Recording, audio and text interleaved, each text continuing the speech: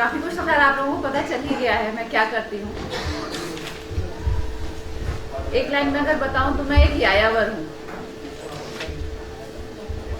पूरे देश में घूमना मुझे पसंद है, अपने देश को समझने के लिए, उसे जानने के लिए। यात्रा से अच्छा कोई माध्यम हो नहीं सकता है कि आपका जो अनुभव हो वो आपके खुद के द्वारा संचित किया हुआ अनुभव। यायावर बनना चाहती थी बचपन से। जब 6ठी-7वीं क्लास में मेरी सामाजिक विज्ञान की जो किताबें होती थी उसमें फायान और विंसान की तस्वीर देखती थी तो वो मुझे बहुत आकर्षित करती थी। और मुझे लगता था कि कितने अनोखे लोग होते होंगे जो इतनी दूर से चले आए हैं। कोई चीन से आया है, कोई यूरोप से आया है और पूरी दुनिया देखने निकल गए हैं और उस दुनिया को देख रहे हैं, मैं उनको जी रहे हैं और फिर उसके बारे में लिख रहे हैं। मैं भी कुछ ऐसा ही करना चाहती थी। लेकिन जब मैं उन्हें पढ़ती थी तो उनके जितना भी साहित्य है या जितने भी पूर्व में यायावर हुए हैं वो सभी पुरुष हुए हैं।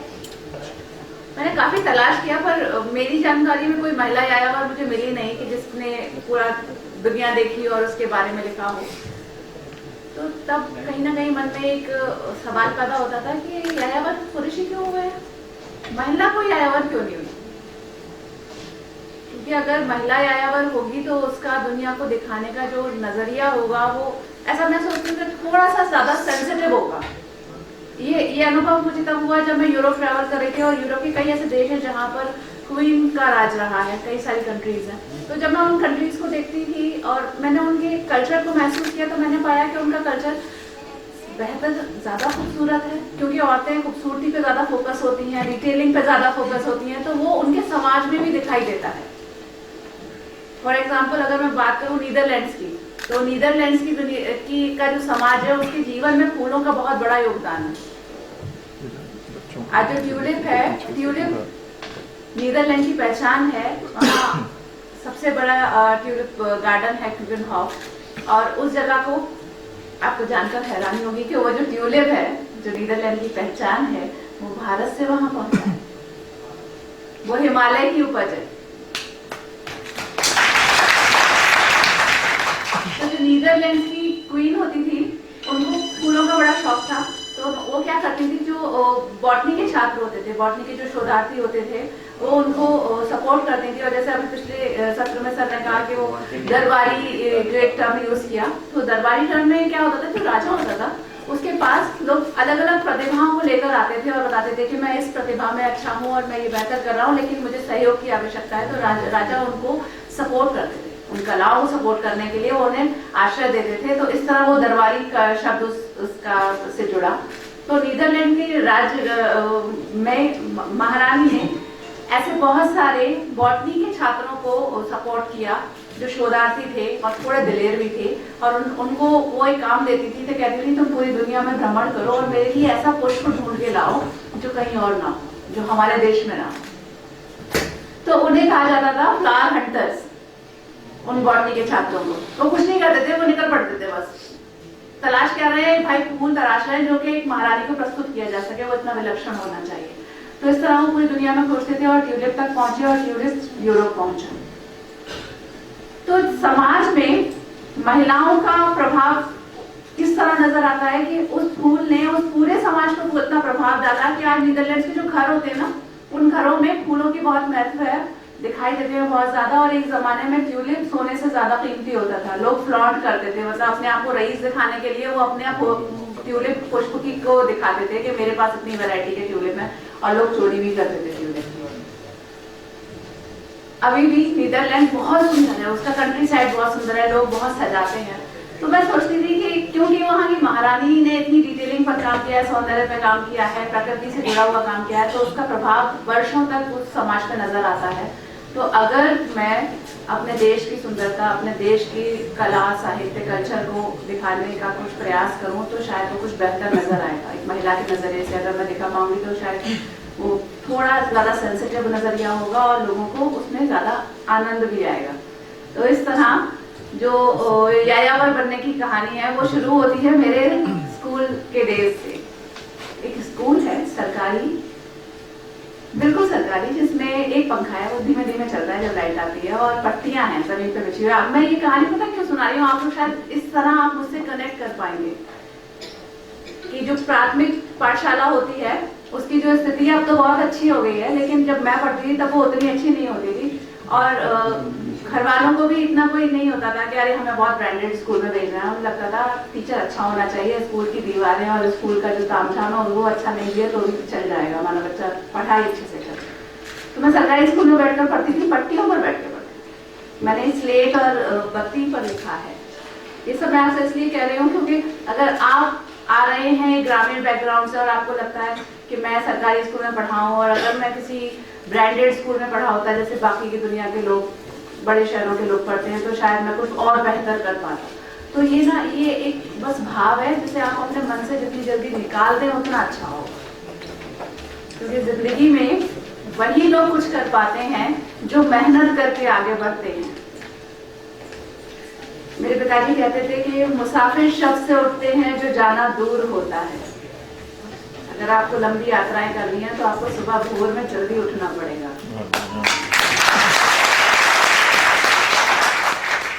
तो अगर करियर में आगे बढ़ना है तो मेहनत करनी होगी, और जो आपको विषमताएं लग रही हैं जीवन की, जो आपको अभाव लग रहे हैं जीवन के, वो आपको कुछ बनाएंगे, आपको एक बेहतर इंसान बनाएंगे। क्योंकि उसके बाद आप जो भी पाएंगे वो अपनी मेहनत से पाएंगे, आप अर्जित करेंगे। तो हम पढ़ाई कर रहे थे एक सरकारी स्कूल में, हमारी किताबें होती थी वही छपी हुई जो ब्लैक एंड व्हाइट किताबें होती थी। तो उसमें यात्री देखे, यात्रियों को पढ़ा तो उन्होंने प्रभावित किया और एक यायावर बनने का मन। तो इस तरह ट्रैवलर बनना था, लेकिन ट्रैवलर बनना है ये बात अपने आप में इतनी बड़ी है कि आप किसी और से क्या, आप अपने आप से भी नहीं कह सकते। आपको टीचर बनना है, डॉक्टर बनना है, ये सब तो कहा जा सकता है, लेकिन मुझे ट्रैवलर बनना है। एक लड़की ये बात अपने परिवार में कैसे कहेगी कि मुझे ट्रैवलर बनना है, और माँ मुझे बस कैमरा तब तक कहानी में नहीं आया था, तो मुझे बस ट्रैवल करना है, अकेले यात्राएं करनी है। तो ये कहा नहीं किसी से। हाँ, बस जो मैप्स होते थे वो भरने का बड़ा शौक था। तो मेरे क्लास में सारे जब बच्चे सर खुजाते होते थे कि मैं मैप कैसे भरूं, ये कैसे बताऊं काली मिट्टी का होती है भारत में। जो मैप भरने का आता था टीचर ये काम तो कहता था, अच्छा लाल मिट्टी कहाँ पाई जाती है, काली मिट्टी कहाँ पाई जाती है। तो मैं उससे वो चीज बड़ी आकर्षित करती थी कि ये जो मैं मैप में भर रही हूँ, ये मैं उस जगह को देख सकूं कि जब मैं एक स्टेट से दूसरे स्टेट में जाऊं तो मुझे वो मिट्टी का रंग मुझे नोटिस हो कि हाँ ये काली से लाल हो गया है। मुझे वो पहाड़ नजर आए कि जिन्हें मैंने कभी पढ़ा है कि जो पर्वतमालाओं के नाम जो मैं रट रही हूँ कि मुझे किसी परीक्षा के आंसर में लिखने होंगे कि हमारे देश में कहाँ से कहाँ कौन सी पर्वतमालाएं होती हैं, वो पहाड़ छोटे हैं कि ऊंचे हैं, पठार कौन से हैं, ये मैं देखूं, महसूस करूं, मैं छूं, वहां बैठकर कुछ देर उनके साथ एक बात करूं। आपको पता है जंगलों में खुशबू होती है। आप जब जंगल में जाके, जंगल सम्मोहित करते हैं, लेकिन ये तभी होगा जब आप अकेले जाएंगे, क्योंकि ये जितनी भी बातें जो भी प्रकृति के स्रोत हैं, जब वो आपसे बातें करते हैं, तो अगर आप समूह में जा रहे हैं, आप आपस में बात कर रहे हैं, आपको उनकी आवाज नहीं सुनाई देगी, क्योंकि आपके कान में उससे ज्यादा बड़ा शोर है, या तो वो एयरफोन का शोर है, या तो वो आपके दोस्तों का शोर है। जब आप अकेले जाएंगे, आपके पास समय होगा, आप उनके साथ एक तारतम्य स्थापित करेंगे और आप उनके साथ कनेक्ट करेंगे, और फिर वो सभी चीजें आपके अंदर के जो भय है, आपके अंदर की जो नकारात्मकता है, उसको मिटा देगा। आपको कल कल सुनाई देगी पानी की, जंगलों में छोटे छोटे से पानी के स्रोत बह रहे होते हैं, उनकी आवाजें आपको संगीत जैसी लगेगी। राजा रवि वर्मा को जानते हैं? राजा रवि वर्मा केरल से संबंध रखते हैं, उनकी कहानी बड़ी इंटरेस्टिंग है। कभी मौका लगे तो रंगरसिया मूवी है एक, वो देखिएगा, उससे आपको राजा रवि वर्मा की कहानी पता चलेगी। तो वो जब बड़ौदा स्टेट में पहुंचे तो बड़ौदा के जो राज परिवार था, गायकवाड़ परिवार, वो अपना एक दरबार हॉल बना रहे थे, तो उन्हें उसके लिए बड़ी बड़ी पेंटिंग्स बनवानी। उन्होंने राजा रवि वर्मा को कमीशन किया कि आप हमारे इस दरबार हॉल के लिए बहुत शानदार पेंटिंग बनाइए। तो राजा रवि वर्मा बनाना शुरू किया, पर वो कुछ बना नहीं पाए। तो उन्होंने कहा मुझे आप 1 वर्ष का समय दीजिए। मैं यात्राएं करूंगा, फिर आपको कुछ ला के दूंगा। तो उन्होंने यात्रा की, पूरे भारत में घूमे और फिर उन्होंने बहुत शानदार तस्वीरें बनाई, बहुत शानदार पेंटिंग्स बनाई राजा रवि वर्मा ने। कभी मौका लगे तो बड़ौदा जाइएगा, वहाँ के नेशनल म्यूजियम में आपको राजा रवि वर्मा की वो पेंटिंग्स दिखाई देंगी। कुछ पेंटिंग्स आपको केरल में दिखाई देंगी, त्रिवेंद्रम में एक म्यूजियम है वहाँ दिखाई देगी, बड़ौदा में दिखाई देगी। तो बात हो रही थी यायावरी की। अब कॉलेज में पढ़ती हूँ, कन्या विद्यालय में पढ़ती हूँ, पढ़ाई करनी है, विषय वही मिल रहे थे जो वहाँ उपलब्ध थे, मतलब चॉइस नहीं होती थी। तो पढ़ाई शुरू की, मैं भूगोल पढ़ना चाहती थी, नहीं पढ़ पाई आगे। हायर क्लासेस में हिंदी साहित्य मिला तो हिंदी साहित्य पढ़ना शुरू किया, ग्रेजुएशन किया। तब तक परिवार से नहीं कहा कि मुझको यायावर बनना है, क्योंकि परिवार में पढ़ने का और डिग्री पूरी करने का बड़ा प्रेशर था, तो वो पूरा किया। उसके बाद दिल्ली आई, और दिल्ली आने के बाद विवाह हुआ मेरा, शादी हुई, और शादी होने के बाद मेरी दुनिया वैसी ही थी जैसे कि किसी भी आम लड़की की दुनिया होती है। एक दुनिया जिसमें एक पति है और एक परिवार है, घर बनाना है, चम्मच कटोरी पर्दे सब कुछ थे उस कहानी में। और एक नौकरी भी थी, कॉर्पोरेट में जॉब करती थी। तो नौकरी करती रही, लेकिन मन में कुछ ऐसा था कि ये वो काम नहीं है जिससे मुझे खुशी मिलेगी। पैसे तो आ रहे हैं लेकिन खुशी नहीं है। क्या है, हम सुबह जाते कैब में आपको घसीट के ऑफिस ले जाते हैं और दिन भर कलम की सिलाई करते हैं, चले आते हैं शाम को, कुछ पाया नहीं। तो लगा कि कुछ और करना है, अब ये नहीं करना है। तब एक दोस्त ने राय दी कि तुम ना आत्ममंथन करो एकांत में बैठकर, और अपने आप से पूछो कि वो एक क्या चीज है जो तुम्हें खुशी देगी। बहुत सारा आत्ममंथन किया, और उस आत्ममंथन को कर, ये मैं आपको भी बोलती हूँ, आप ही कीजिएगा इस प्रैक्टिस को, ये आपको बहुत क्लैरिटी देगी जीवन में। कि जब आपको लगे कि समझ नहीं आ रहा है कि लाइफ में करना क्या है। मेरे को ग्रेजुएशन तक नहीं पता था कि मुझे करना क्या है, नहीं पता होता, हम बस पढ़ ही रहे होते हैं, पढ़ रहे हैं क्या बनना है। अखबार में जो एक सप्लीमेंट आता है ना करियर वाला, उसमें एक बार छपा के आप नेवी ज्वाइन कर लीजिए, तो आप नेवी ज्वाइन करने के बारे में सोचने लगते हैं। अगले 15 दिन बाद उसमें फैशन डिजाइनिंग आ जाता है, तो आप फैशन डिजाइनिंग के बारे में सोचने लगते हैं। ऐसा होता है ना, क्योंकि हम जिस एज में हैं उस एज में हम इन्फ्लुएंस बहुत जल्दी हो जाते हैं, हमें यही नहीं पता है कि हम किस फिट होते हैं। तो नौकरी नहीं करनी है, आत्ममंथन किया, तो ये निकल कर आया कि मुझे फोटोग्राफी पसंद है। पर फोटोग्राफी होगी कैसे? फोटोग्राफी तो टेक्निकल स्किलों से सीखना पड़ेगा। तो जब आप आत्ममंथन कर रहे हो उस समय आप ये मत सोचिएगा कि आप वो एक क्या चीज है जो आपको खुशी देगी, वो कैसे होगी, ये सवाल पे मत जाना। क्योंकि जब अगर आप ये सवाल पे चलेगा तो आप वहीं अटक जाएंगे। क्योंकि आपको ये कैसे हो सकता है, मैं नौकरी कैसे छोड़ सकता हूँ, मैं घर कैसे छोड़ सकता हूँ, मैं ये कैसे कर सकता हूँ, मैं वो कैसे कर सकता हूँ, ये सवाल आपके मन में आ जाएंगे। तो आप सबसे पहले सोचिए कि नहीं, वो एक क्या चीज है जो खुशी देगी, वो होगी कैसे, ये दूसरा सवाल है। और अगर जब आप इस नतीजे पर पहुंच जाएं कि आप वो चीज क्या है, वो एक चीज क्या है, हो सकता है वो एक चीज जरूरी नहीं वो ट्रैवल हो, वो हो सकता है फैशन हो, वो एक हो सकता है स्पोर्ट्स हो, वो राइटिंग हो सकती है, वो कुछ भी हो सकता है। आजकल तो बहुत तरह तरह की चीजें चल रही है, युवा लोगों का इंटरेस्ट बहुत सारी चीजों में, कोई यूट्यूबर बना हुआ है, कोई इंस्टाग्रामर है। अगर आपको वो एक चीज मिल जाए ना, अब आप उस पर ये काम करेंगे कि वो कैसे हो। पहले तो सोचिए कि वो क्या है, फिर उसके बाद का सवाल आता है कि वो होगी कैसे। अगर आप यहाँ पहुंच गए ना कि वो एक क्या चीज है जो आपको पसंद है, तो उसके ये तय मानिए कि उसके होने के मार्ग भी निकल आएंगे, अपने आप निकलेंगे। तो हमारा मार्ग निकला कि हमें फोटोग्राफी पसंद है, तो फोटोग्राफी टेक्निकल स्किलों से सीखना पड़ेगा। तो भाई दिल्ली में कौन है जो अच्छी फोटोग्राफी सिखाता है, तो हम पहुंचे डॉक्टर ओपी शर्मा के पास। मेरे गुरुजी डॉक्टर ओपी शर्मा बहुत बड़े फोटोग्राफर है, बहुत सीनियर हैं। उनसे जाके कहा गुरुजी आप फोटोग्राफी सिखा दीजिए, अगर आपके क्लास में जमीन में बैठने के लिए भी जगह मिल जाएगी तो लाइफ बन जाएगी। तो उन्होंने फोटोग्राफी में मुझे एडमिशन दिया और मैंने फोटोग्राफी सीखी। मैं जब फिरोजाबाद से, आगरा से दिल्ली नोएडा पहुंची तो मैंने पत्रकारिता के बारे में सोचा और मैंने जागरण इंस्टीट्यूट ऑफ मास कम्युनिकेशन से पीजी डिप्लोमा में एडमिशन लिया, मास कम्युनिकेशन में। आपकी तरह जैसे आप मास कॉम के छात्र हैं वैसे। अच्छा, यहाँ एक और बात आती है, जितने भी लोग मास कॉम के करना चाहते हैं, जर्नलिज्म करने आते हैं, उनके लड़कियों में एक ही सपना होता है कि उन्हें एंकर बनना है, बरखा दत्त बनना है और लड़कों में होता है कि वो क्राइम रिपोर्टर बनेंगे। सहमत है?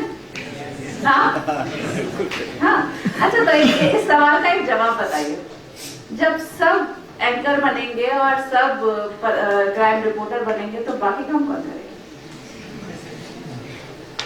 सब अगर कैमरे के उस तरफ है तो कैमरे के इस तरफ कौन होगा? सोचा है? तो हमारी भी लगभग 100 बच्चों की क्लास थी मास कॉम की जागरण में, और सबसे ओरिएंटेशन में यही पूछा जाता है क्या बनना चाहते हो, पत्रकारिता में क्यों आए हो? तो वही लड़के सारे क्राइम रिपोर्टर, लड़कियां सारी एंकर। तो मेरे गुरुजी शेष नारायण सिंह बोलते थे, क्यों तुम लड़कियों को एंकर क्यों बनना है? तुम्हारे अंदर दिमाग नहीं है? तुम्हें न्यूज लिखना नहीं सीखना है? या तुम्हें सिर्फ मेकअप करके और बैठ के टेलीप्रॉम्प्टर पे जिसने जो लिख दिया है वो बस पढ़ते जाना है, पढ़ते जाना है, पढ़ते जाना है? ये पत्रकारिता थोड़ी है। क्योंकि जब हम पत्रकारिता की दुनिया को बाहर से देखते हैं तो हमारे दिमाग में सिर्फ वो जो वही लोग हैं जो सामने नजर आ रहे हैं, स्क्रीन पे नजर आ रहे हैं, जबकि पत्रकारिता में बहुत सारे लोग हैं जो स्क्रीन के पीछे काम करते हैं और ज्यादा बड़े काम करते हैं। तो आपको अपना जो स्पेक्ट्रम है उसको थोड़ा ब्रॉड करना पड़ेगा, आपके अपने विजन को ब्रॉड करना पड़ेगा कि मुझे अपने आप को तैयार करना है किसी एक स्किल में। जैक ऑफ ऑल और मास्टर ऑफ नन किसी को नहीं चाहिए। आप अपनी उस काबिलियत को तराशिए कि हो सकता है आपके अंदर स्पोर्ट्स की बहुत अच्छी नॉलेज हो, बचपन से आपको गेम्स में इंटरेस्ट आता हो और आप एक एनसाइक्लोपीडिया की तरह कोई भी पूछे कि सचिन ने तब उस टेस्ट में कितने छक्के मारे थे, और बहुतों को होता है। आजकल लड़कियां बहुत अच्छे से इंटरेस्ट लेती हैं फैशन में, स्टाइलिंग में, मगर क्या है वो उसे चैनलाइज नहीं कर पाती। तो अपनी काबिलियत को पहचानना और फिर उसके लिए काम करना। अगर आप अपने करियर के लिए अपने आप को डेडिकेट होकर, कमिटेड होकर अगर आप अपने आप को 2 साल दे दीजिए तो आपकी लाइफ सेट है। लेकिन वो 2 साल आपको पता है कैसे देने पड़ेंगे? ऐसे, आपने घोड़ा गाड़ी देखी है? देखी है? घोड़ा गाड़ी में घोड़ा कैसा होता है? उसके आंखों के पीछे ना ऐसे फ्लैप होते हैं, है ना? बिल्कुल उसे वो कुछ नहीं देगा, उसे कुछ भी डिस्ट्रैक्शन नहीं दिख रहा है इधर उधर का क्या हो रहा है दुनिया में। उसको बस दाएं बाएं नहीं देखना, उसको सिर्फ मछली की आंख की तरफ सामने देखना, अपने लक्ष्य की ओर देखना। आप लोग पत्रकारिता की पढ़ाई कर रहे हैं और आप लोगों के पास इतने काबिल टीचर्स हैं जो आपको अपना अनुभव साझा करते हैं, अपने रियल टाइम एक्सपीरियंस शेयर करते हैं। बस आपको अपने आप को निखारने की जरूरत है। तो जब मैंने पत्रकारिता सीखी, सही बहुत ईमानदारी से बताती हूँ, मैंने अपने जीवन की जो सबसे गंभीर होकर पढ़ाई की वो पत्रकारिता की थी। क्योंकि तब हम बन गए थे बिल्कुल बच्चे, बस्ता टांग के जाते थे, सुबह 9 से 5 तक क्लास में जाते थे। और आपको बताऊं, ये बात है 2007 की, 6 और 7 का सत्र था, और हमारी फीस होती थी लगभग 1 साल की डिप्लोमा की लगभग 1.5 लाख रुपए। बहुत बड़ी, उस समय बहुत बड़ी रकम थी 1.5 लाख रुपए।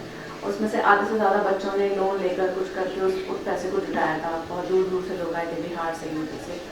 तो हम सब ने ये जरूर सीख लिया था कि ये जो इन्वेस्टमेंट है ये बहुत ज्यादा है और हमें इसको बर्बाद नहीं करना है।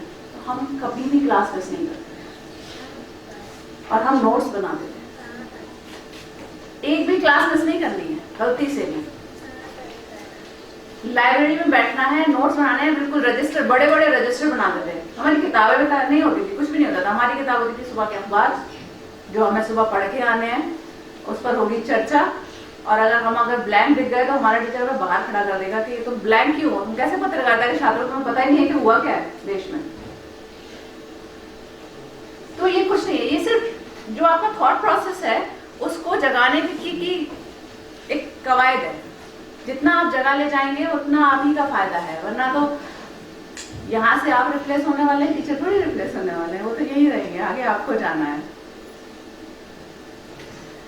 ठीक, तो अब पत्रकारिता की पढ़ाई की और मैं तभी तक क्लियर थी कि मुझे ना तो एंकर बनना है और ना तो रिपोर्टर। मैंने वहां टेक्निकल राइटिंग सीखी, मैंने स्क्रिप्ट राइटिंग सीखी। अच्छी स्क्रिप्ट कैसे लिखी जाएगी, ये वाली जो बारीकियां, ये बहुत हमें सीखी। आप लोग जब कोर्स खत्म करके जब नौकरी ढूंढने जाते हैं तो मन मुताबिक नौकरी नहीं मिलती, तो निराशा हाथ लगती है। कभी आपको मंथन किया है वो क्यों नहीं मिलती? क्योंकि आपके पास सर्टिफिकेट है पास का, लेकिन प्राइवेट की दुनिया में सर्टिफिकेट कोई नहीं देखता, आपको देखेगा। क्या आपके अंदर ये कॉन्फिडेंस है कि आप वहां जाकर एचआर जब आपका इंटरव्यू लेगा, जो भी वहां बैठे हैं, आप उनसे कहें सर आप मुझे ना ये करा लो, आप मुझे इसमें फेल नहीं कर सकते? क्या ये कह पाएंगे अपने से कोई? ये पता कर लीजिए।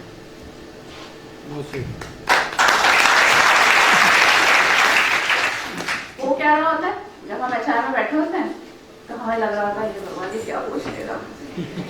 हमारे अंदर डर इतना हावी होता है कि हमें जो आता है हम वो भी नहीं कह पा रहे। तो अपनी कोई एक चीज, अपनी एक चीज को इतना शार्पन कीजिए, इतना शार्पन कीजिए कि आप ना उन्हें चौंका दें। सर पूछ लो, ये लिखवा लो आप मेरे से, मैं मेरी स्क्रिप्ट आप फेल नहीं कर सकते सर, तैयार नहीं, आप मेरी रिपोर्टिंग फेल नहीं कर सकते, आप इस बात पे मुझसे डिस्कशन कर लो।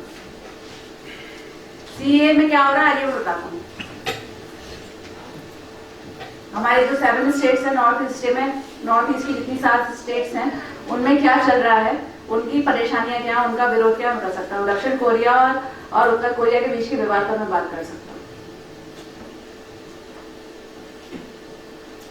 आपको अपने आंख कान खोल के रखने पड़ेंगे और अपना आप, और ये नहीं है किसी ने क्या कहा, व्यूज नहीं देने हैं आपको अपनी क्या उस पर राय है, as an individual, as a journalist आप क्या सोचते हैं, ये आपको जगह लगाएगा।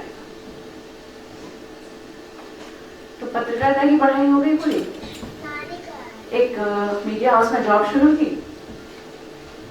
मैं काम करती थी, एक पत्रिका थी जो 14 भाषाओं में निकलती थी, मगर काम में मन नहीं लग रहा, तो लगा कि नहीं कुछ और करना है। इस तरह फोटोग्राफी जुड़ी। अब जब मैं फोटोग्राफी करना सीख रही थी तो मेरे जो गुरुजी थे ओपी शर्मा जी, उन्होंने मुझसे पूछा, सभी छात्रों से पूछते हैं कि तुम फोटोग्राफी में एक्सपर्टाइज किसमें करना चाहते हो, तुम्हारा जॉनर क्या होगा। कुछ लोग फैशन में जाते हैं, कुछ लोग लैंडस्केप में है, स्ट्रीट फोटोग्राफी करते हैं, कुछ लोग प्रोडक्ट फोटोग्राफी करते हैं। तो ट्रैवल, क्योंकि बचपन से ट्रैवल करने की बात मन में समाई हुई थी, तो ट्रैवल करना है। गुरुजी से कहा, हाँ गुरुजी मेरे को ट्रैवल करना है। गुरुजी ने मुझे कुछ मना नहीं किया, मगर वो मुझे देख रहे हैं, एक लड़की शादीशुदा है और लव मैरिज वाली शादीशुदा, यानी कॉन्फिडेंस लेवल और ऊपर है, ठीक है, और वो बात कर रही है ट्रैवल करने की। तो मुझे, अच्छा कैसे ट्रैवल करोगी? अपने हस्बैंड के साथ, कॉन्फिडेंस हाई। तो उन्होंने मुझे मना नहीं किया, उन्होंने कहा अच्छा ठीक करो। तो मैं अपनी पहली फोटोग्राफी की ट्रिप पर अपने हस्बैंड के साथ गई हूँ, क्योंकि तब तक मैं सोच ही नहीं रही हूँ कि एक दुनिया ऐसी भी हो सकती है जिसमें पति नहीं है। मतलब पति है मगर आपकी प्रोफेशनल दुनिया में पति नहीं है। सब यही सोचते हैं, शादीशुदा हो तो भाई अपने पति के साथ ही कहीं जाओगी, घूमोगे, अकेले कैसे जाओगे, हम भी यही सोचते हैं। हम फोटोग्राफी करने गए कैमरा लेकर, और निमराना एक जगह है राजस्थान में, वहां पर गए हैं। दिल्ली से वहां पर 2-4 घंटे में पहुंच जाते हैं। तो लंच किया, लंच करने के बाद मुझे अब लग रहा है कि सनसेट शूट करना है, तो मैंने हस्बैंड से कहा कि हम सनसेट शूट करने जाएंगे। हाँ चलेंगे चलेंगे। वो रेस्ट करने लगे। जब सनसेट रहा, हमें रेस्ट में चैन कहाँ, हमारे दिमाग में तो पिकनिक है, क्योंकि सनराइज हो जाएगा, वो हम शूट नहीं कर पाएंगे। अब मैं उनको बोल रही हूँ चलो सनसेट शूट कर रहे हैं। कहाँ इतनी ड्राइव, कहाँ 5 स्टार प्रॉपर्टी में रुके हो, एंजॉय करो इस रिजॉर्ट को, कहाँ तुम्हें जाना है सनसेट को शूट करने। भाई साहब चलते लगे, हमारा मन में ये बस अब क्या करें, शूट तो करना ही है। तो सनसेट निकल गया, शूट नहीं हुआ। तो फिर क्या हुआ कि चलो ठीक है सनराइज शूट करेंगे, सुबह शूट करेंगे। सनराइज हुआ तो हमने कैसे करके उन्हें घसीट कर ले गए कि भाई चलो चलो चलो शूट करना है। वो बेचारे आए साथ में, अब हम शूट करने लगे हुए हैं। अब फोटोग्राफी क्या है, फोटोग्राफी है चरस, सच में चरस। आपने फोटो कैमरा उठाया, आप भूल गए पीछे कौन खड़ा है। अब आप फोटो खींच रहे हैं, आपको ये ध्यान रखना है ये एंगल सही नहीं, अच्छा रोशनी इधर से आ रही, उधर से आ रही, ये नहीं होना चाहिए, वो नहीं होना चाहिए, यहाँ एंगल दिख रही है, मुझे ऊपर चढ़ के जाना है, यहाँ जाना है, वहां जाना है। अब आप लगे अपने काम में, वो बेचारे खड़े हैं। तो खड़े हैं, 1 घंटा बीत गया, बेचारे खड़े। अब वो बेचारे धीरे से बोले, हो गया तुम्हारा काम हो गया, चले? हाँ हाँ अभी चल रही हूँ।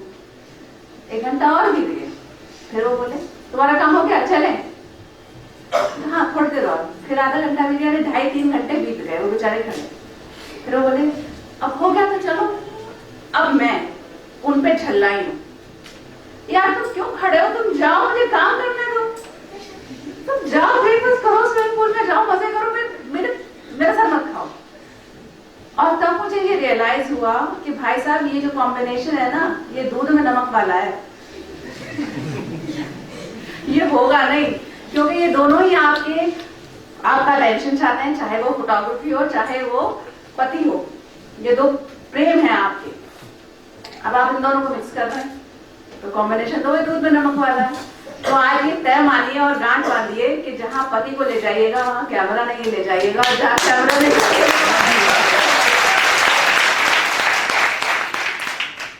तो भाई जीता कौन? जीता कैमरा। हमने सोचा कि बस अब ये हो गया, लौट के आए। गुरुजी ने पूछा क्या किया, फोटोग्राफी की?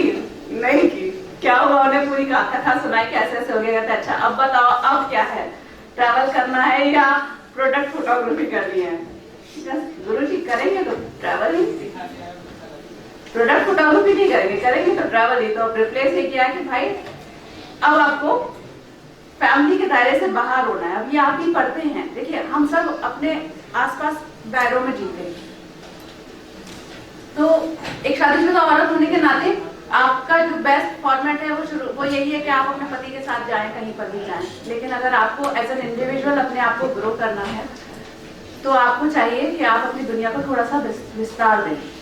तो ये एक ट्रांजिशन है जो कि आपको स्वयं तय करना है। अगर हम इसे हिंदी में कहें तो एक इसके लिए फ्रेज बड़ा खूबसूरत सा है, वो है कि अपने अपने अरण्य आप सबको स्वयं तय करने हैं। जो मेरे हिस्से के अरण्य है वो कोई और तय नहीं करेगा, वो मुझे ही करना। अरण्य यानी जंगल। तो ये एक ऐसा स्वर्ग है जो स्वयं मरकर ही मिलेगा, खुद ही मरना पड़ेगा तभी स्वर्ग मिलेगा, उससे पहले नहीं मिल रहा है। तो भाई ट्रैवल करना है, फोटोग्राफी करनी है, लेकिन सोलो ट्रैवल अभी तक सोलो ट्रैवल नहीं है, क्योंकि सोलो ट्रैवल आपको अर्न करना पड़ेगा। Solo travel is like a Bournville chocolate, you have to earn it. ऐसा नहीं है कि आपने तय किया कि भाई पति को रिप्लेस किया, नहीं सही चीज कहानी है, पति सपोर्ट काम नहीं कर रही, अब तो मैं आज कैमरा निकाला, मैं निकला गड्डी लेके वाला काम करना शुरू कर रही, ये नहीं होगा। बिल्कुल। तो आप सबसे पहले समूह में ट्रैवल कीजिए। समूह यानी मैं फोटोग्राफर हूँ तो मुझे अपने जैसे फोटोग्राफर्स के साथ ट्रैवल करने का एक ग्रुप में ट्रैवल करना शुरू करना चाहिए। वही बात जो मैंने शुरू में कही थी कि आप जो करना चाहते हैं ना, वो अगर आप वहां तक पहुंच गए हैं तो ये मानिए कि उसके होने के लिए मतलब सारी दुनिया उसकी कॉन्स्पिरेसी करेगी, पूरा यूनिवर्स उसकी कॉन्स्पिरेसी करेगा। पाब्लो क्यूरो कहते हैं कि जो पूरा यूनिवर्स है वो आपकी उस चीज को मिलाने के लिए साजिश करता है, कॉन्स्पिरेसी करता है। शाहरुख खान ने ये बात बहुत बाद में कही है कि आप जैसे शिद्दत से चाहें उसे मिलाने में पूरी कायनात आपको मिलाने में लग जाती है। ये बात सबसे पहले कही है पाब्लो क्यूरो ने। आपको मौका लगे तो पढ़िएगा द अल्केमिस्ट, एक किताब बहुत बहुत काम आई है आपकी। तो फोटोग्राफी करनी है, अभी सोलो के लिए मैं तैयार नहीं हूँ, ग्रुप में ट्रैवल करना है। तो किसी तरह मैं कनेक्ट हुई दिल्ली फोटोग्राफी क्लब के साथ। दिल्ली फोटोग्राफी क्लब भारत भर के फोटोग्राफर्स का एक बहुत बड़ा समूह है जिसमें मेरे जैसे फोटोग्राफर्स जुड़े हुए हैं। तो मैं जब उनके साथ जुड़ी और मैंने बहुत सारी यात्राएं की उस ग्रुप में, तो फोटोग्राफर्स का एक 10-12 लोगों का समूह जुड़ता था, एक ट्रिप प्लान की जाती थी और फिर हम उस ट्रिप पे जाते थे। तो मेरी बहुत सारी रोड ट्रिप्स उस ट्रिप में होने लगी। अब उसमें क्या है, आइटनरी जो हमारा क्लब का जो हेड है उसने आइटनरी प्लान किए, सारी रिसर्च उसकी की हुई है, आपको कुछ नहीं पता है, आप तो उसके कहे अनुसार उसके साथ चल पड़े। लॉजिस्टिक सारी उसने संभाली हुई है, अभी तक लॉजिस्टिक आप नहीं संभाल रहे। तो एक लंबे समय तक आप वो ट्रैवल करते कीजिए। मैंने ऐसे ही किया, काफी साल मैंने ऐसे ट्रैवल किया। फिर उसके बाद एक समय अपने आप ऐसा आएगा आपके जीवन में जब आपको अपने अंदर से ये आवाज आएगी कि अब मैं समूह में काम नहीं कर सकता, क्योंकि धीरे धीरे आपका जो स्टाइल है ट्रैवल का वो डेवलप, आपकी फोटोग्राफी का स्टाइल डेवलप होने लगेगा।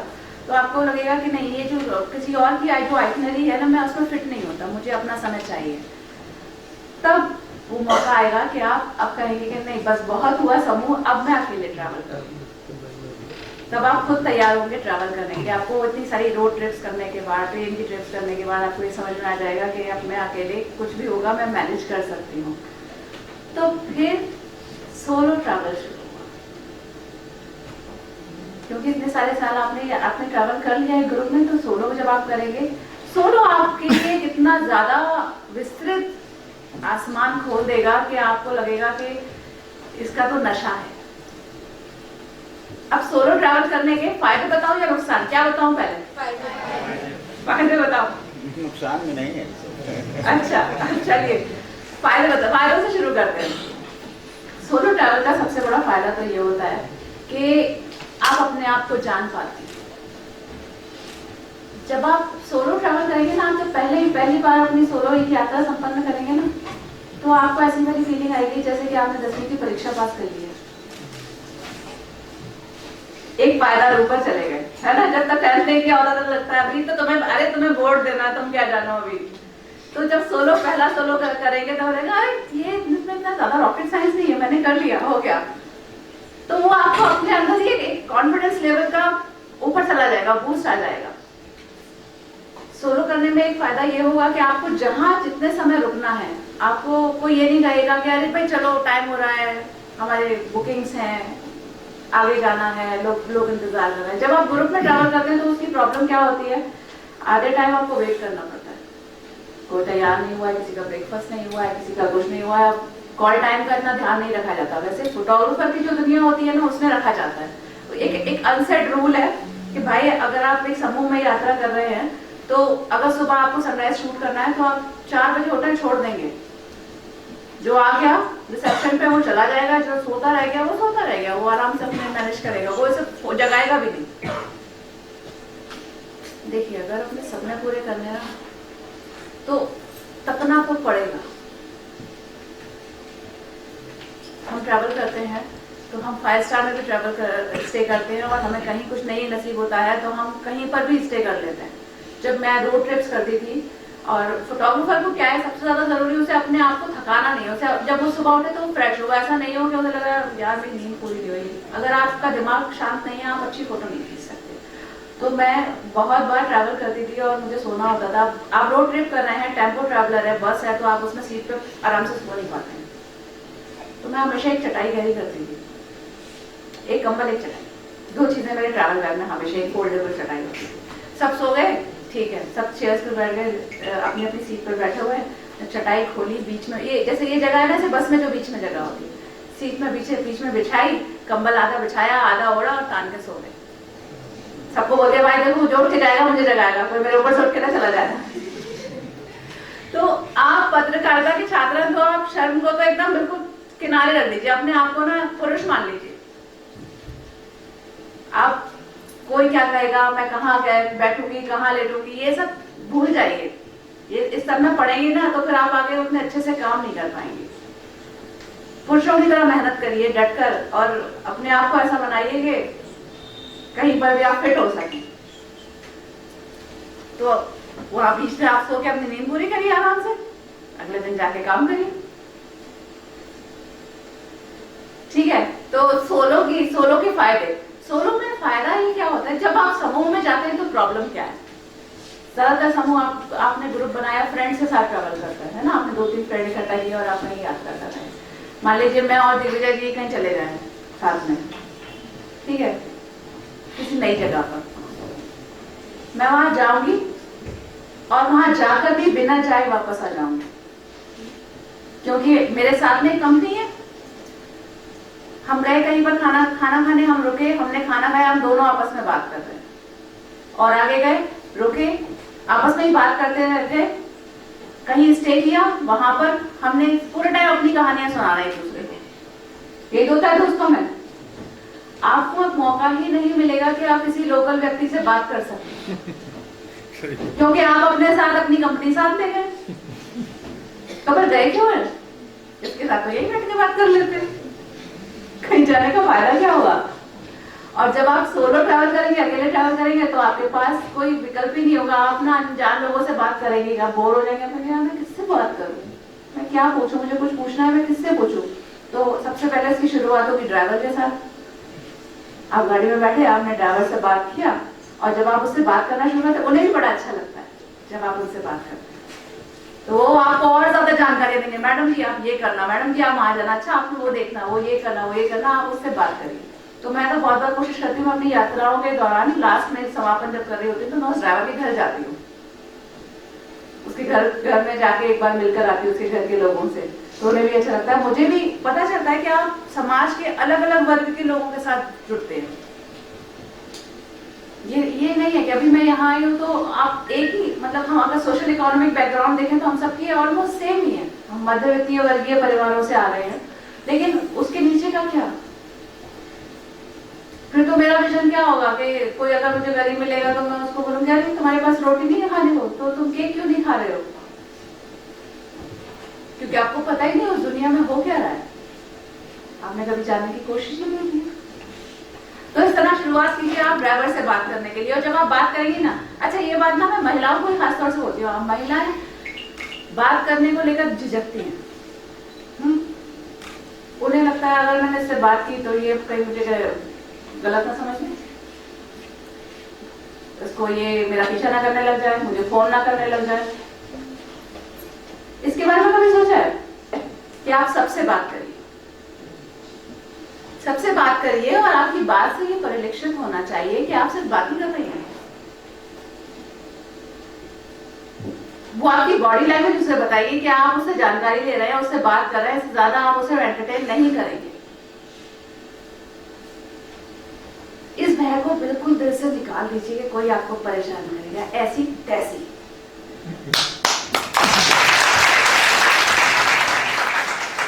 कोई परेशान नहीं करेगा। नारी सशक्तिकरण का दौर है, आपकी आवाज में वो ताकत होनी चाहिए, थोड़ा हाथ में ताकत होनी चाहिए। कोई आपको परेशान करने की हिम्मत कर कैसे सकता है? डर के जीना नहीं है। तो आप जब बात कर रहे हैं, आप ड्राइवर से बात की, अब आपको क्या है, खाना अकेले खाना। बहुत सारे लोगों की ये कंप्लेन होती है कि मैं अकेले कैसे खाना खाऊंगा। कभी अकेले पिक्चर देखी है? लड़के तो देखा दे, लड़कियों ने देखी है हॉल में जाके? नहीं देखी। पता है प्रॉब्लम कहाँ है? प्रॉब्लम यहाँ है कि आप हमेशा से, बचपन से ही हमारी कंडीशनिंग होती है कि हमारी जो खुशी है ना वो हमें कोई और लाके देगा। क्यों?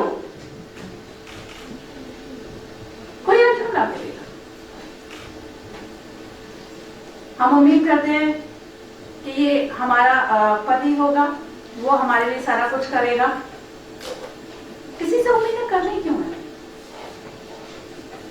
नहीं, आपकी खुशी सिर्फ आप, और ये तय मानिए कि अगर आप अंदर से खुश हैं तभी आप दुनिया को खुश रख सकती हैं।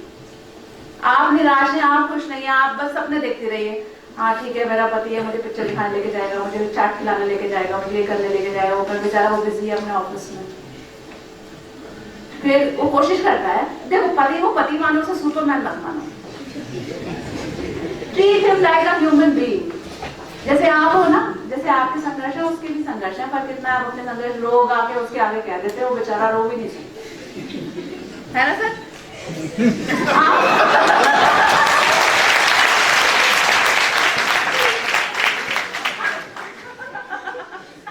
मैं किसी एक व्यक्ति से नहीं कहती, बच्चों बताओ, क्योंकि लड़कों को ना बचपन से ये ट्रेन किया जाता है, एक क्या लड़कियों की तरह रो रहा है ना? छोटा बच्चा होगा, अगर वो लड़का होगा तो उसे रोना अलाउ नहीं है। अरे क्या लड़कियों की तरह रोता रहता है, और लड़की को रोना अलाउ है, और फिर लड़कियों से कहा जाता है कि तुम हर टाइम रोती रहती हो है ना? तो रोना क्यों है? सर आप कुछ कह रहे थे? हाँ, कंडीशनिंग है, जेंडर कंडीशनिंग है, तो फिर दोनों तरफ प्रॉब्लम है ना, लड़कियों की तरफ भी है तो लड़कों की तरफ भी है। हाँ, तो लड़कों को रोना अलाउड क्यों नहीं? क्यों नहीं है? लड़कों को रोना अलाउड क्यों चोट नहीं? लगने पर वो क्यों नहीं? वो भावुक क्यों नहीं हो सकते? पता है आदमी बहुत भावुक होते हैं, ये उनका आवरण है बाहरी के, उनको स्ट्रॉन्ग दिखाना है। औरतें इमोशनली तो बहुत स्ट्रॉन्ग होती हैं। अगर आप कहीं इमोशन मीटर होगा ना, आप नापेंगे तो उसमें महिलाएं ज्यादा स्ट्रॉन्ग हैं। कितनी औरतें जो दिल के दौरे से मरती हैं, हार्ट अटैक रेट औरतों को नहीं होता, औरतों को हार्ट अटैक बहुत कम होते हैं, पुरुषों को ज्यादा होते हैं, क्योंकि उनके अंदर की जो गुबार है ना वो तो निकाल देती है, या तो चिल्ला कर या तो रो कर। आज ही तो चिल्ला सकते, देखो बेचारे चिल्लाएंगे तो क्या होगा, तो कहा जाएगा ये कितना मतलब कितना गुस्सा करता है आदमी, तो वो ज्यादा चिल्ला भी नहीं सकता, ठीक है। और अगर वो रोने लग जाए तो वो तो बिल्कुल ही रो मर्द है, वो रो कैसे सकता है। मैम वो सोसाइटी जो मर्दानगी शब्द है उसकी, हाँ, तो मर्दानगी को इतनी छोटी छोटी चीजों से जोड़ दिया गया है। थोड़ा सा माहौल लाइट हो गया है, कनेक्ट किया सबने। तो हम क्या बात कर रहे थे? निकल जाओ। हाँ, सोलो। अब रेस्टोरेंट में गए, ठीक है, खाना तो अकेले ही खाना है, अब अकेले ट्रैवल कर रहे तो कौन साथ में खाएगा, तो ढूंढो कि और कौन सा अकेला खा रहा है ना। अब कोई फैमिली खा रही है, आप उसके बीच में तो नहीं कह सकते ना कि मैं आपके साथ ज्वाइन कर लूं, लेकिन तब भी कोई ना कोई आपको मिलेगा जो अकेला खा रहा है, तो आप उससे पूछिए जाके कि कह रहा है ज्वाइन लूं। और ये बड़ा एक पता है, एक और बात बताती हूँ, फीमेल होने के बड़े एडवांटेज हैं। हाँ, बहुत सारे एडवांटेजेस हैं, क्योंकि आप, मैं फोटोग्राफर हूं ना, मैं मुझसे ज्यादा कौन जानेगा ये बात। हम कैमरा लिए हुए हैं, हम किसी के भी घर में बेधड़क घुस जाते हैं अंदर, कौन मना करेगा। एक महिला को कभी किसी घर में एंट्री मिलने से मनाही है क्या? मैंने हिमाचल में एक जगह है नड्डी, धर्मशाला से ऊपर है, वहां पर हम लोग जा रहे थे, शूट कर रहे थे और पानी बरसने लगा तो हमारा शूट फ्लॉप हो गया। वो हमें लगा क्या करना चाहिए, तो मुझे ना सामने से कुछ लोग जाते हुए दिखाई दिए जो कंधे पे गद्दे ले जा रहे हैं, कई सारे नौजवान लड़के गद्दे ले रहे हैं। गद्दे ले जा रहे हैं मतलब वहाँ कहीं शादी हो रही है, कुछ फंक्शन हो रहा है, मैंने ऐसे गैस किया। आपको ना बहुत माइन्यूट ऑब्जर्वेशन पे काम करना है अपना, क्योंकि वो चीजें ना कनेक्ट करती हैं। तो थोड़ा और आगे हम गए गाँव में, तो मुझे आवाज सुनाई दे रही है, औरतें गा रही है, बेसुरा गा रही है, मतलब जब औरतें एक साथ जब शादी वाली गा रही होती है तो बड़ा बेसुरा से गा रही होती है, तो मुझे लगा अब तो शादी 100% है यहाँ पे, ठीक है। तो हम आगे पहुंचे तो वहां एक बस रुकी आकर, और उस बस में से सबसे पहले 3-4 बंदूकधारी लोग निकले, और फिर उसके बाद बैक टू बैक हिमाचली महिलाएं निकली, बहुत सुंदर, वो पूरा ट्रेडिशनल अटायर में थी, वो बारात की बस थी, और उन्होंने बहुत बड़ी सुंदर सी नथ पहनी हुई थी। हिमाचल की जो महिलाएं हैं वो ना बहुत सुंदर नथ पहनती हैं। अब वो सारी महिलाएं उधर आई और मंदिर पर आए हुए थे वो लोग। अब हमारे साथ 10-12 का समूह फोटोग्राफर्स का, सारे आदमी, अब वो सब ललचा रहे हैं कि भाई मुझे तो पोर्ट्रेट बनानी है, मेरे शब्दों का कहीं और ना लें, ठीक है। तो उन्हें पोर्ट्रेट बनाने का उनका मन ललचा रहा है कि उनको कैसे ना कैसे यार ये हिमाचली महिलाओं की पोर्ट्रेट मिल जाए तो मजा आ जाए। अब कौन उनसे कहे, वो 4 बंदूकधारी भी तो खड़े हैं, कौन हिम्मत करेंगे, बोलेंगे हमारे गांव में आकर तुम क्या बदमाशी कर रहे हो।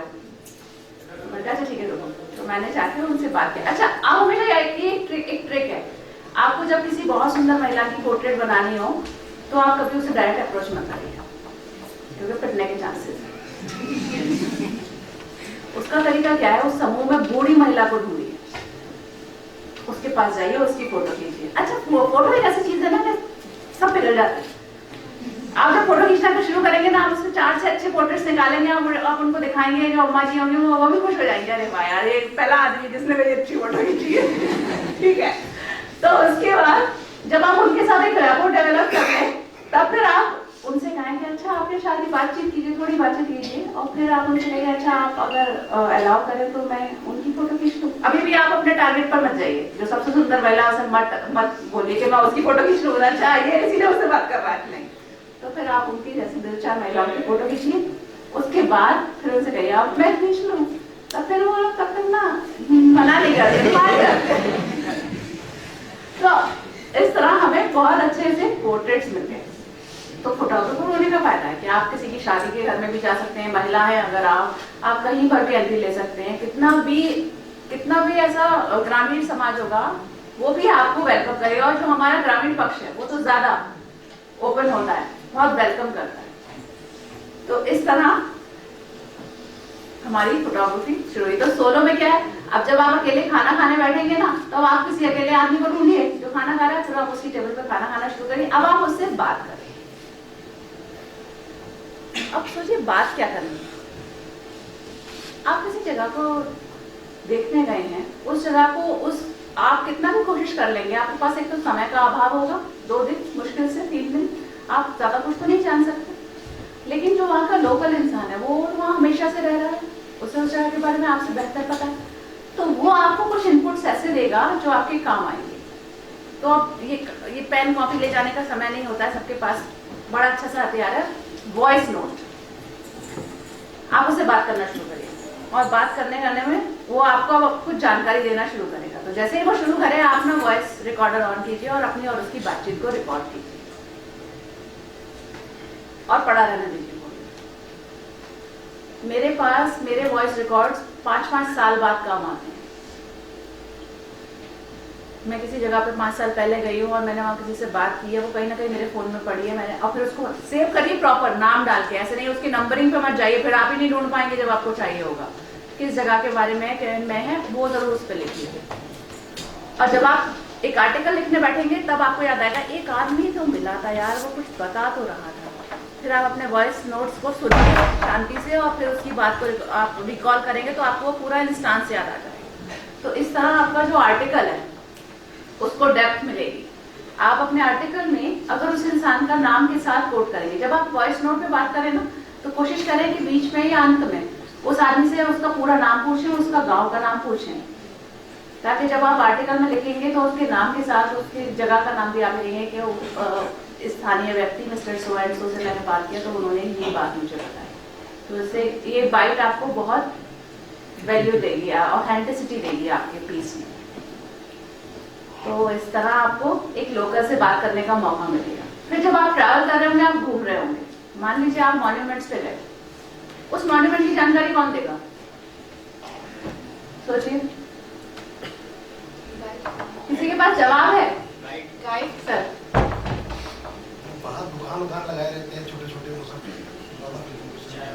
हाँ, तो देखिए सर ने बताया जो वहाँ पे जो छोटे छोटे दुकानदार होते हैं उनसे इंफॉर्मेशन मिलेगी। आपने किसी ने बोला गाइड बताएगा, पर गाइड की दुनिया बड़ी निराली है, उसमें असली गाइड कौन सा है और नकली गाइड कौन सा है आप फिगर आउट नहीं कर पाएंगे, है ना। वहाँ पे जो भी घूम रहे होते हैं वो गाइड ही अपने आप को बता देते हैं।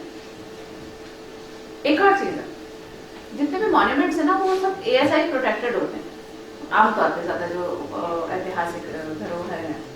तो आप जब जाएंगे वहां कहीं कोने में एक शिलालेख होगा, अब उसे पूरा पढ़ने का आपको टाइम नहीं है और नोट करने का भी नहीं है, तो अपना फोन निकालिए और उसकी एक तस्वीर खींच लीजिए। वो जब आप आर्टिकल लिखेंगे तब आपको वो इंफॉर्मेशन वहां से आपको यूज करने में काम आएगी। क्योंकि अगर जब आपको वो इंफॉर्मेशन चाहिए, अगर आप गूगल से लेंगे तो गूगल पे आप सबसे पहले लैंड करेंगे विकिपीडिया पर, और आप बिना सोचे समझे वहां से उठाएंगे और छाप देंगे। विकिपीडिया देखते हैं आप लोग? आगे से देखना बंद कर दीजिए, क्योंकि विकिपीडिया एक ओपन सोर्स है, आप भी कुछ भी लिख के डाल सकते हैं उसके ऊपर। तो उसकी जानकारी ऑथेंटिक, मैं ये नहीं कह रही ऑथेंटिक बिल्कुल नहीं होगी, हो भी सकती है, लेकिन उसको वेरीफाई कौन करेगा? और पत्रकार होने के नाते आपकी कलम से कोई भी चीज ऐसी ना जाए जो कि वेरीफाइड नहीं है, आप कुछ भी नहीं लिख सकते। तो आपका जो सोर्स है वो ऑथेंटिक होना लाजमी है, ये मैंडेट है, इस पर कॉम्प्रोमाइज नहीं। एक और तरीका है, जो स्थानीय इतिहासकार होते हैं जिन्होंने रिसर्च की होती है, जिन्होंने PhD की होती है, वो सब एक किताब छापते हैं। और वो क्या करते हैं, अगर वो आसपास कोई अच्छा मॉन्यूमेंट है वहां पर वो एक रखाते हैं अपना बंडल इतना, बोलते हैं भैया कोई आएगा घूमता टहलता और मांगेगा तो मेरी किताब भेज देना, 20-30 रुपए 50 रुपए की वो किताब होती है, उसका कोई लोकल प्रकाशक होगा, लेकिन वो किताब जो है ना वो बहुत ऑथेंटिक है, उसमें उस आदमी का पूरा जीवन की रिसर्च शामिल है, उसने जो थीसिस लिखे हैं उसका कुछ अंश उसमें होगा। तो हमेशा ऐसी किताब को ढूंढिए, वो आपको वहीं, वो किसी बड़े बुक स्टॉल पे नहीं मिलेगी, उस मॉन्यूमेंट के आसपास जो छोटी मोटी दुकानें हैं वहां पर आपको वो लिखी मिलेगी। मेरा एक अनुभव बताती हूँ, मैं वैशाली बिहार में घूम रही थी और वहां पर राजा विशाल का गढ़ है, वो कभी गढ़ रहा था, अब तो वहाँ मतलब खंडर भी नहीं है, बहुत ही कम वो रह गए हैं, और ASI मॉन्यूमेंट है। मैं वहाँ गई तो वहाँ कुछ भी नहीं थी, बाउंड्री थी और एक छोटा सा ASI का शिलालेख लगा हुआ था, एक चौकीदार था। अच्छा, ASI क्या करता है, वो अपने ऐसी जगहों पर एक चौकीदार जरूर होता है उनका। तो तो मैंने उसे ढूंढा, मैंने यहाँ कहीं होगा कोई चौकीदार मेरा वो बैठा है, मैंने उससे बातचीत की थी। मैंने उसको बोला तुम्हारे पास कोई जानकारी है, कोई पैम्फलेट है, कुछ लिखा हुआ है, या कोई किताबें रख कर गया हो बेचने के लिए? मैं ऐसे रैंडम उससे पूछ रही हूँ। बोलता है हाँ मैडम, एक सर जी आए तो थे, वो तो कुछ अपनी किताबें रख रहे थे, आप देख लो आपको कुछ समझ आए। वो लेकर आया, उसने मुझे एक इतनी मोटी किताब दी, और वो इतना ऑथेंटिक डॉक्यूमेंट है। मेरे पास ऐसी पतली पतली किताबों का भी एक जखीरा है जो मैं हर जगह से ऐसे ढूंढ कर लाती हूँ।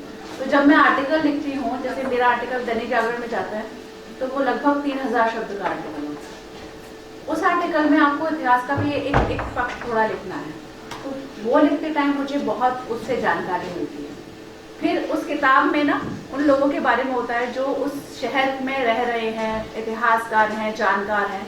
फिर आप उनका नाम को ढूंढिए, कोई एक आध फोन नंबर मिल जाए तो उस कड़ी को जोड़ते जोड़ते आप उन तक पहुंच जाइए और उन्हें फोन करके उनसे बात करिए, तो आपकी जानकारी आपको ज्यादा अच्छी मिलेगी। गूगल पे मत जाइए। देखिए आप लोग पत्रकार हैं, आपको गूगल पे जो भी कंटेंट मिल रहा है किसी और का लिखा हुआ है, और आप क्या करेंगे, आप उसको कॉपी करेंगे, पेस्ट करेंगे, उसमें थोड़ा दाएं बाएं चेंजेस करेंगे और छाप देंगे। अगर आप ऐसा करेंगे तो आप ये मानिए कि आप ये एक सुसाइडल अटेम्प्ट है आपके लिए, क्योंकि हिंदी में, खासतौर से हिंदी में मौलिक लेखन बहुत कम है। गूगल में जो पहले पन्ने पर दिख रहा है ना, आप 10वें पन्ने पर जाएंगे ना, वही कॉपी पेस्ट दिख रहा होगा। तो आप उसमें एड ऑन करेंगे, आपका क्या उसमें नया क्या है? तो अपनी कॉपी खुद लिखिए। मैं बहुत सारी पत्र पत्रिकाओं में आर्टिकल लिखती हूँ, और आपको जान के हैरानी होगी कि मैं हर पेपर के लिए हर आर्टिकल नया लिखती हूँ। ये टाइम कंज्यूमिंग है, आपको मेहनत करनी है हर बार नए सिरे से, लेकिन वो आपको करनी पड़ेगी। एक आर्टिकल जो आप कहीं छाप चुके हैं उसको आप दोबारा कहीं और मत छापिए। अपनी लेखनी में इतनी गहराई लाइए कि आपका लिखा हुआ आर्टिकल को 10 लोग छापने दीजिए। उसकी फिक्र मत कीजिए कि आपका, खुशी होगी आपको कि आपका लिखा हुआ रीराइट किया जा रहा है 10 बार, लेकिन आप किसी का रीराइट ना करें। कल जब हम बात करेंगे टेक्निकल राइटिंग पर ना, तब मैं उसमें और डिटेल में बात करूंगी कि आपकी जो राइटिंग है, आपका जो पीस है वो अच्छा कैसे बने। इस पर बात हम कल करेंगे। किसी का कोई सवाल है तो पूछिए। हाँ हाँ पूछिए ना। मैम आपने जो ढेर सारी बातें की वो बहुत अच्छी लगी, पर इन सब के पीछे एक रीज़न है कि पैसों की जरूरत होती है इसमें, तो वो कैसे संभव होगा हमारे साथ? ये सवाल तो आना लाजमी है। आप लोग तो सोचते हैं? हाँ, मैं आपको बताऊं, यात्रा करने के लिए पैसा बीच में नहीं आता। लेकिन कैसे?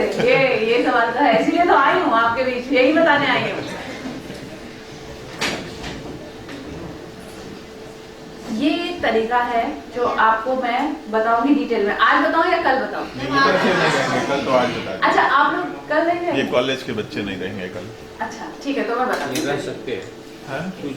संख्या कम हो जाएगी, बट नहीं, वो हम बात कर लेंगे।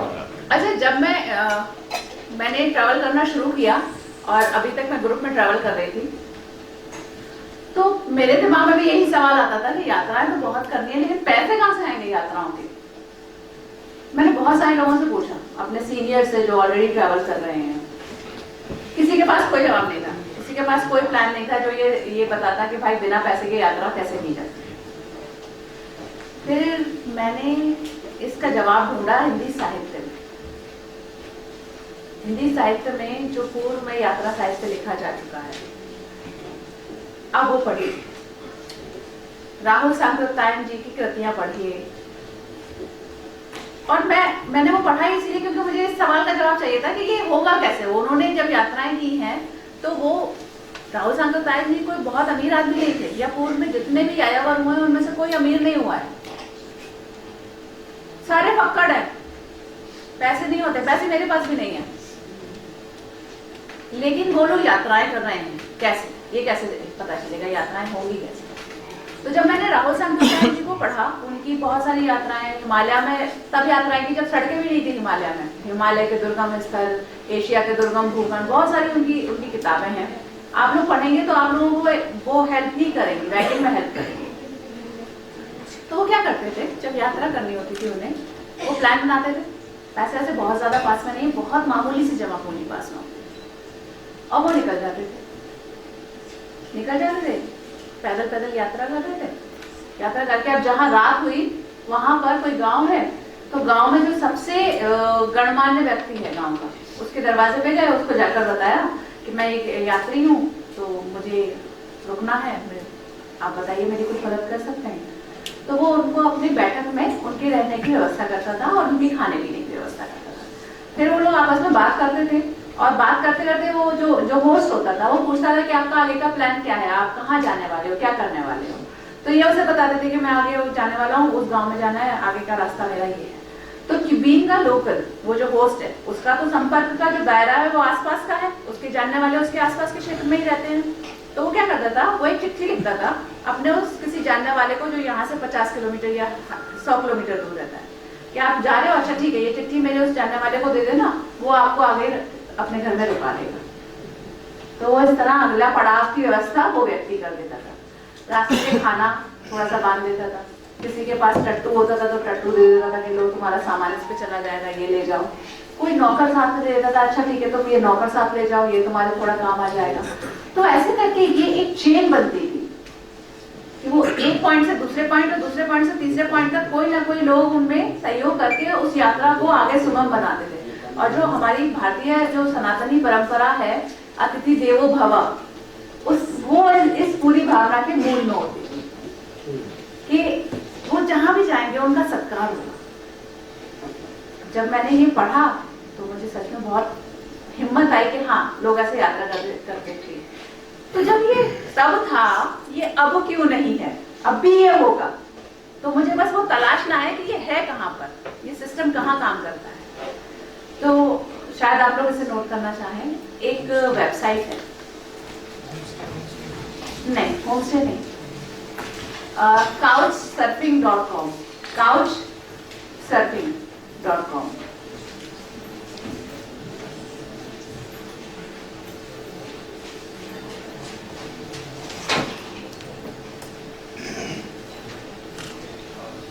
couchsurfing.com जो है वो हम जैसे यायावरों का एक वर्ल्ड वाइड नेटवर्क है, एक प्लेटफॉर्म है जिसमें दुनिया भर के ट्रैवलर्स जुड़े हुए हैं काउचसर्फिंग। और स्पेल आउट कर दीजिए, स्पेलिंग बताइए। काउच COUCH SURF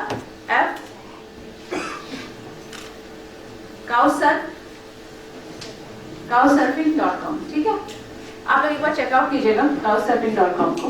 तो काउचसर्फिंग क्या करता है, जैसे मैं हूँ, मैं एक ट्रैवलर हूँ और मैंने तय किया है कि मुझे केरल जाना है।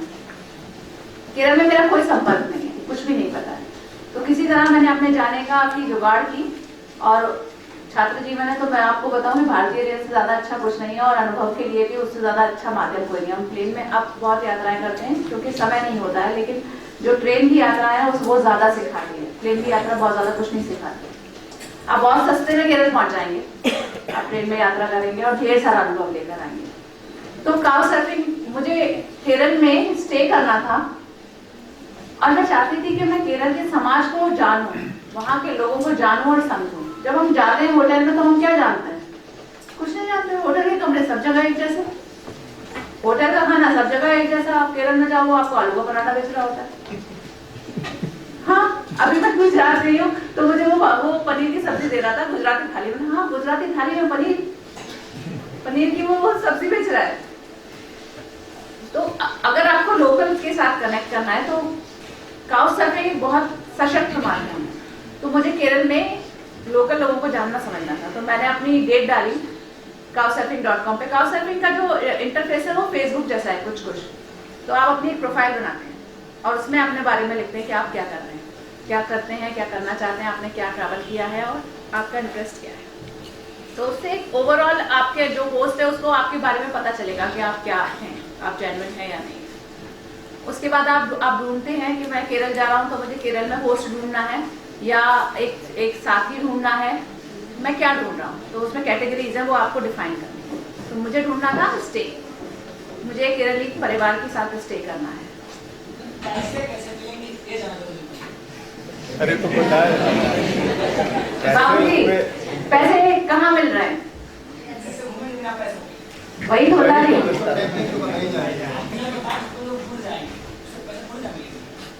नहीं, आप दो सवाल मिक्स कर रहे हैं। आप मिक्स कर रहे हैं घूमते टाइम आप बिना पैसे के घूमेंगे कैसे या पैसे कमाएंगे कैसे, आपका सवाल क्या है? वही बता रही हूँ, सुनिए तो सही। तो आप नॉर्मली जब घूमने जाते हैं तो आपको स्टे करने के लिए पैसे खर्च करने पड़ते हैं ना, मैं वही बता रही हूँ, आपको यहाँ पैसे नहीं खर्च करने। अब आपने अपनी डेट डाली कि मुझे केरल में यहाँ स्टे करना है, तो केरल में जो शहर में लोग हैं वो आपको इनवाइट करेंगे मुझ जैसे ट्रैवलर्स कि आप आइए मेरे घर में आइए, मैं आपको क्या ऑफर कर सकता हूँ वो भी वो उसमें लिखेंगे कि मैं आपको एक पूरा गेस्ट रूम ऑफर कर सकता हूँ अगर उसके पास है तो, नहीं तो मेरा एक रूम है जिसे आपको शेयर करना पड़ेगा, वो आपको वो ऑफर करेगा, आप उसके घर में जाइए।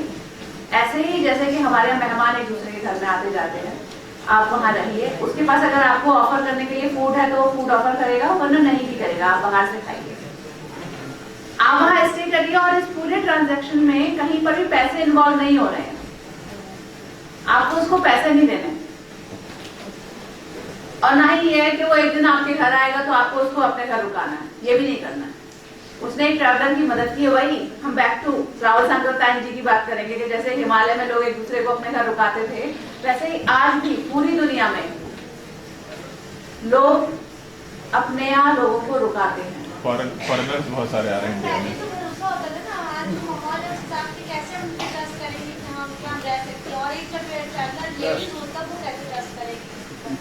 आपको ये कैसे पता कि पहले भरोसा होता था? देखिए, भरोसा पहले भी नहीं होता था, भरोसा पहले भी नहीं होता था, अब तो और ज्यादा भरोसा होने की संभावनाएं हैं क्योंकि हम सब पढ़े लिखे हैं, हम सब कनेक्टेड हैं। मैं जैसे ही पहुंची हूँ रात में यहाँ पर, तो मैंने अपने घर पे अपनी लोकेशन शेयर की है कि मैं आज रात कहाँ सो रही हूँ, मेरे घर वालों को पता होना चाहिए, अगर कल मैं मर गया तो मेरे घर वाले मुझे ढूंढते हुए यहाँ आ जाएंगे। पहले था ये सिस्टम, जो यात्रा पे गया है उसकी खबर भी सालों बाद आएगी कि भाई वो गया था, हाँ वो पहाड़ों पर गया था और वहीं से वो निकल लिया, आपकी खबर तो पहले आ जाएगी। तो आपका सवाल जेन्युइन है, आप जो बात कर रहे हैं कि आप भरोसा कैसे करेंगे, काउचसर्फिंग पे आप अनजान लोगों को कैसे भरोसा कर रहे हैं। तो देखिए, पहली बात काउचसर्फिंग कम्युनिटी है ट्रैवलर्स की। मान लीजिए मैंने अपना एक होस्ट ढूंढा, मुझे बहुत सारे लोगों ने इनवाइट किया, तो उसमें से मैंने उन सबको देखा, उनकी प्रोफाइल देखी। उस प्रोफाइल में क्या होता है, उस प्रोफाइल में उन लोगों के अनुभव लिखे होते हैं जो पूर्व में उसके साथ रह चुके हैं या घूम चुके हैं, या उसको अगर बहुत देसी भाषा में कहें तो उसको बरत चुके हैं, वो उसके बारे में लिखते हैं कि भाई ये इंसान अच्छा है, ये बहुत अच्छा होस्ट है, इसके घर में ये है। और अगर वो इंसान अच्छा नहीं है ना तो वो भी लिखते हैं। जैसे एक और एग्जांपल बताती हूँ, मैं एक बंदे के साथ जुड़ी हुई हूँ, जैसलमेर का बंदा है वो, और वो काउचसर्फिंग में बहुत एक्टिव है, उसके यहाँ बहुत सारे गोरे लोग आते हैं, स्टे करते हैं। तो मैं उसकी प्रोफाइल देख रही थी काउचसर्फिंग पे, मैंने कई सारे रिव्यूज देखे और उसमें लास्ट में किसी एक गोरी का रिव्यू था कि he is very nice man, this and that, बहुत सारी अच्छी बातें, और लास्ट में उसने एक स्टेटमेंट लिखा कि हाँ ये अच्छा आदमी तो है, लेकिन ये ना कभी कभी थोड़ा प्रॉक्सिमिटी का फायदा उठाना चाहता है।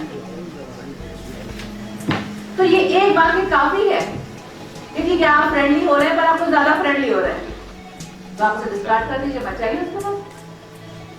तो लोग आपकी अच्छाई लिखना भले ही भूल जाए, कि किसी की तारीफ लिखना शायद मिस कर दें, लेकिन अगर किसी के साथ जरा सा भी कोई नेगेटिव अनुभव हुआ है ना, तो वो 10 जगह लिखेगा उसे। और कम्युनिटी अपने आप में इतनी स्ट्रॉन्ग है कि वो अगर किसी भी व्यक्ति की ऐसी बात होती है तो उसको फौरन कम्युनिटी से बाहर करती है।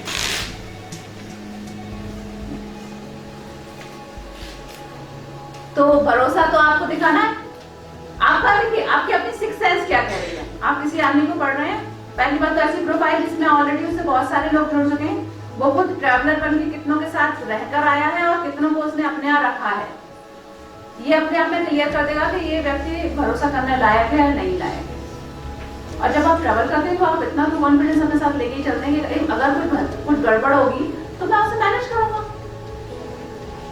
और आजकल ऐसा नहीं होता कि कोई इंसान आपको एकदम से ऐसे परेशान कर देगा कि आप उस सिचुएशन से बाहर ही नहीं निकल पाएंगे।